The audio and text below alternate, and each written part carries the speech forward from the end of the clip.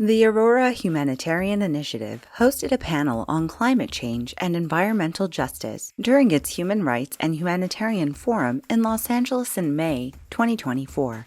Organized in collaboration with UCLA's Promise Institute for Human Rights, the program gathered together attorneys, businessmen, and environmental activists for a discussion on a key question: how to hold governments, corporations, and individuals accountable for environmental destruction. The panel was moderated by Kate Mackintosh, Executive Director of the Promise Institute for Human Rights in Europe. What could be more obviously a crime against all of us than destruction of our common environment?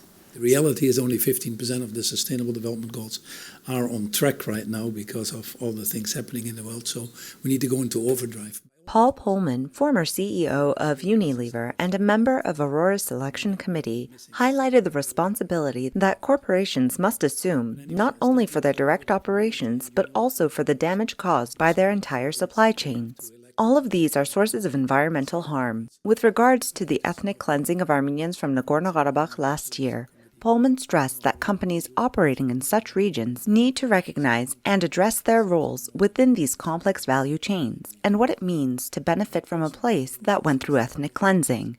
Any business that operates there should know that they are part of these value chains. What are they doing about it? Kevin Jon Heller, Special Advisor on War Crimes at the International Criminal Court, ICC, discussed his work on a new policy aimed at prosecuting environmental crimes on an international level.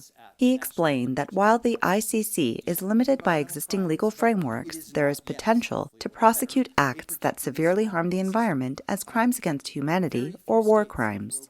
We can only prosecute environmentally damaging acts insofar as we can legally qualify them as war crimes, crimes against humanity, genocide, or aggression.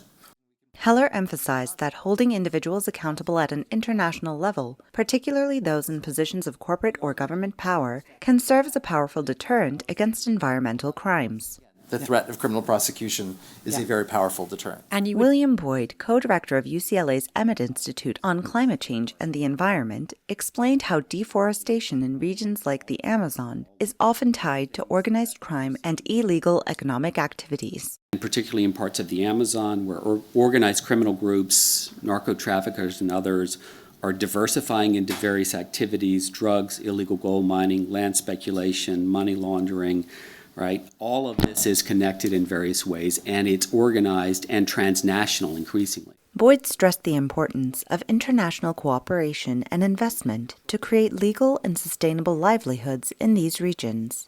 He argued that a purely legal approach, such as prosecuting ecocide, may not fully address the underlying economic issues driving environmental destruction. So we have to think about creating space for new investments, both public and private, to create alternative livelihoods, to create new forest economies and not allow these illicit economies to become the forest economy, right? As the discussion concluded, Polman urged businesses to take a moral stance and push governments toward change. He explained how a collective effort from even a small percentage of committed companies could become a driving force for systematic change. We got the nature restoration law in Europe because enough businesses spoke up. Perhaps only 5 or 10% of businesses, but these were the moral forces that held governments to a higher account. The panelists called for a united approach, one that combines legal accountability and corporate responsibility in order to confront the climate crisis effectively. Thank you so much for coming, for your participation. Can I have a last round of applause for the fantastic panel?